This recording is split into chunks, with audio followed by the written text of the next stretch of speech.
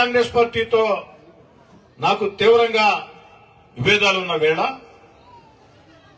మరీ ముఖ్యంగా ఇటీవల కాలంలో YSR Congress party social media నా మీద విషం గక్కుతున్న వేళ, వైఎస్ఆర్ కాంగ్రెస్ పార్టీ పత్రిక టీవీ నా మీద విషం చిమ్ముతున్న వేళ అనుమానం ఎవరి మీద వస్తుంది సాధారణంగా.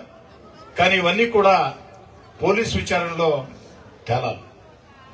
అయితే నేను ఒక్కటి చెప్పదలుచుకున్నా, వైఎస్ఆర్ కాంగ్రెస్ పార్టీ నేతలారా మీకు చెప్తున్నా, ప్రజలకు కూడా తెలియాలని చెప్తున్నా, 14 నెలలైంది నేను 3వ సారి ఎమ్మెల్యే ఎన్నికై. ఏ ఒక్కరినైనా నేను ఇబ్బంది పెట్టాను? ఏ ఒక్కరికైనా నేను నష్టం చేశాను? ఏ ఒక్కరిని ఇబ్బంది పెట్టాల, ఏ ఒక్కరికి నష్టం చేయాల. సాధ్యమైనంత వరకు రాజకీయ వివాదాలకి దూరంగా ఉంటూ, నిరంతరం ప్రజల మధ్యలో ఉంటూ, నా పని నేను చేసుకుంటూ, 3వసారి ఎమ్మెల్యే గెలిపించిన రూరల్ నియోజకవర్గానికి ఎంత చేసినా తక్కువేనని ముందుకు సాగుతున్న వేళ ఎందుకు నన్ను కిలుకుతున్నారు? ఆ కిలుకుడు కాస్త ఎక్కువయ్యి ఈరోజు దుర్మార్గంగా నేను మాట్లాడక ముందే మీరెందుకు భుజాలు తోడుకుంటున్నారు? గుమ్మడికాయలు దొంగంటే భుజాలు తోడుకున్నట్టు మీరెందుకు భుజాలు తోడుకుంటున్నారు? కాబట్టి సగటు మనిషి ఆలోచనల ప్రకారం మీరు అడిగినట్టు అనుమానం ఎవరి మీద ఉంటుంది? అనుమానం. కానీ ఇవన్నీ కూడా పోలీస్ విచారణలో తేలాలా, పోలీస్ విచారణలో నిర్ధారణ అవుతాయి అన్న సంపూర్ణ విశ్వాసం కూడా నాకుంది. సార్, మీరు కామన్ మ్యాన్ లాగా తిరుగుతుంటారు. గతంలో కూడా గన్ మ్యాన్ దూరం పెట్టుకున్నారు. ఇప్పుడు కూడా ఏంటంటే మీరు గన్ మ్యాన్ కంటే కూడా మీరు ప్రజాక్షేత్రంలో ఎక్కువ తిరుగుతూ ఉంటారు. మీ పట్ల, మీ యొక్క భద్రత పట్ల కూడా మీ అభిమానులు ఇప్పుడు కూడా మాకు కొంత అనుమానం వ్యక్తం చేస్తారు. వాళ్ళకి ఎలాంటి భరోసా ఇవ్వబోతున్నారు సార్? ఎవరు కూడా ఎలాంటి భయాందోళన చెందవద్దు. వైఎస్ఆర్ కాంగ్రెస్ పార్టీ ప్రభుత్వంలో 4 గన్మెన్లు నాకున్నారు. వైఎస్ఆర్ కాంగ్రెస్ పార్టీకి దూరంగా జరిగిన తర్వాత నన్ను మానసికంగా భయపెట్టేదానికి ఆనాటి ముఖ్యమంత్రి జగన్మోహన్ రెడ్డి గారి ఆదేశాలతో, ఆనాటి ప్రభుత్వ సలహాదారు సజ్జల రామకృష్ణారెడ్డి గారి ప్రత్యక్ష ప్రమేయంతో 2 గన్మెన్లని తొలగించారు. వారు 2 గన్మెన్లను తొలగించిన వేళ ఈ 2 గన్మెన్లు కూడా నాకు వద్దయ్యా, గన్మెన్లు లేకుండా నన్ను నేను ఎలా కాపాడుకోవాలో నాకు తెలుసు. 35 ఏళ్లుగా విద్యార్థి జీవితం దగ్గర నుంచి ప్రజా జీవితంలో ఉన్న జీవితంలో ఎంతో మందితో పోరాటాలు చేశా. నా జీవితం పూల పంపు కాదు, నా జీవితం ముళ్ళ దారి. ఆ ముళ్ళ దారిలో నడుచుకుంటూ వచ్చా. ఎంతో మందితో ఎన్నో పోరాటాలు చేశాం. కాబట్టి 2 కూడా మీరు తీసుకోబడి అని చెప్పని ధైర్యంగా పంపించారు. ఒక్క గన్మెన్ కూడా నాకు లేని రోజుల్లో నేను నమ్మిన, నా వెంట నడిచిన కార్యకర్తలు వంతులు వేసుకుని బాధ్యతలు తీసుకుని రోజుకు 6 మంది నాకు అండగా నిలిచారు.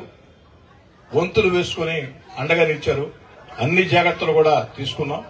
కాబట్టి ఖచ్చితంగా అన్ని జాగ్రత్తలు తీసుకుంటా. ఎందుకంటే ప్రాణం అంటే ఎవరికైనా తీపే. తెగించి పోరాటం వేరు, ప్రాణం అంటే ఎవరికైనా తీపే. తెగించి పోరాడతాం. అన్ని జాగ్రత్తలు తీసుకుంటా. ఎవరు ఆందోళన చెందవద్దు.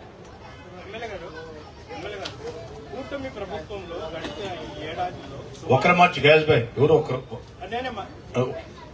కూటమి ప్రభుత్వంలో గడిచిన ఏడాది కాలంలో 16 మర్డర్లు జరిగాయి. అదేవిధంగా ఒక ఎమ్మెల్యేకు హత్య చేయాలని ప్రయత్నాలు చేస్తున్నారు. ఇక సామాన్య ప్రజల పరిస్థితి ఏమిటి? ఇక్కడ పోలీసు పూర్తిగా వైఫల్యం చెందిందని ఉమ్మడి నెల్లూరు జిల్లా ప్రజలు మొత్తం చెప్తున్నారు. మీరు కూటమి ప్రభుత్వం తరఫున ఎమ్మెల్యేగా ఏం చెప్తారు? పోలీసులు ఎక్కడా వైఫల్యం చెందలేదు. రౌడీజం మీద ఉక్కు పాదం మోపారు. రౌడీలు అంతు తెలుస్తున్నారు చంద్రబాబు గారి ఆదేశాలతో. ఇక్కడే కాదు, చంద్రబాబు గారు ముఖ్యమంత్రిగా ఉన్నంత కాలం రాష్ట్రంలో రౌడీజాన్ని ఉపేక్షించరు. ఇది చరిత్ర కూడా. ఇటీవల కాలంలో పోలీస్ శాఖ అన్ని చర్యలు చాలా కఠినంగా తీసుకుంటుంది. దాంతో ఎక్కడికక్కడ రౌడీలు నెల్లూరు వదిలి పరారై పారిపోతూ ఉన్నారు.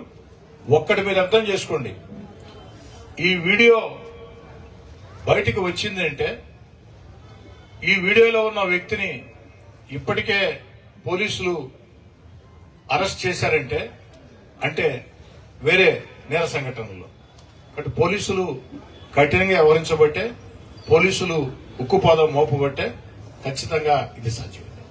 కాదంటే నాకు ఒక చిన్న అసంతృప్తి జిల్లా ఎస్పీ గారి మీద. వారి దృష్టికి వచ్చిన వెంటనే నాకు కాస్త జాగ్రత్తలు చెప్పుంటే బాగుండేదని నా అభిప్రాయం.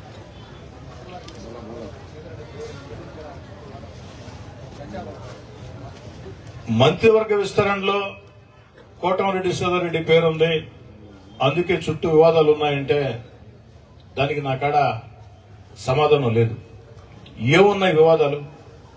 నేనేమైనా వివాదాలకు వెళ్ళానా? నేను ఎక్కడైనా వివాదాల్లో తలదూర్చానా? ఈ రోజే కాదు, ఈ 14 నెలల కాలంలో ఆ 16 నెలలు వైఎస్ఆర్ కాంగ్రెస్ పార్టీకి దూరంగా జరిగిన తర్వాత నన్ను నమ్మి నా వెంట నడిచిన నాయకుల్ని, కార్యకర్తల్ని వైఎస్ఆర్ కాంగ్రెస్ పార్టీ నాయకులు వెంటాడినా, వేధించినా, అక్రమ కేసులు బనాయించినా, రౌడీయిజం చేసినా మేము అధికారంలోకి వచ్చిన తర్వాత ఏ ఒక్కరిని